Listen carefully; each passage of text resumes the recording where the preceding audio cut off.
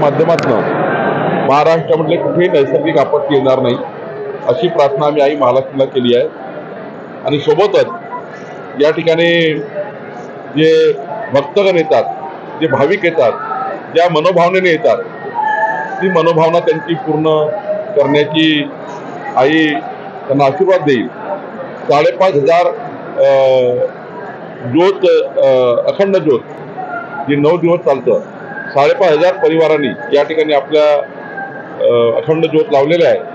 त्यांनी आपल्या भावना व्यक्त केल्या आहे। मला असं वाटतं की सर्व भाविकांनी कुऱ्हाडीच्या महालक्ष्मीच्या देवस्थानामध्ये दर्शनाकरता यावं, आई महालक्ष्मीचं दर्शन करावं आणि यातनं आपल्या सर्वांना आपलं जीवन मंगलमय व्हावं याकरता मी आपल्या सर्वांना आई महालक्ष्मीच्या संस्थानाकडून शुभेच्छा देतो।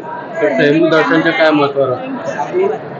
कि स्वयंभू दर्शन का महत्व हमारे यहाँ पे मुख्य पुजारी है, वो आपको पूजा अर्चना के बारे में तसं तर ते खूप मोठी यादी होती, खूप मोठ्या त्या ठिकाणी लांब म्हणजे लोकांची भाविकांची मागणी होती, पण यावेळी आम्ही एवढंच करू शकलो।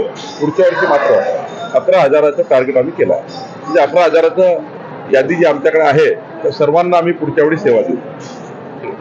आज आईचं स्वयंभू दर्शन आहे।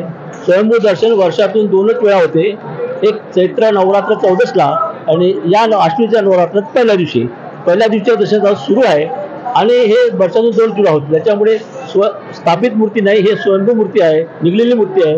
त्याच्यामुळे हिला शेंदाची मूर्ती आहे, शेंदूर करून साफ करून तिला आम्ही प्रार्थना करतो तर देवी माय सगळ्या भक्तांना तू आशीर्वाद दे आणि जे मनोकामना अखंड ज्योत आहे ज्यांनी ज्यांनी लावले आहे किंवा प्रत्येक भक्ताचं जे मनोकामना तुझ्या दर्शनात आशीर्वाद दे, त्यांची मनोकामना तू पूर्ण कर।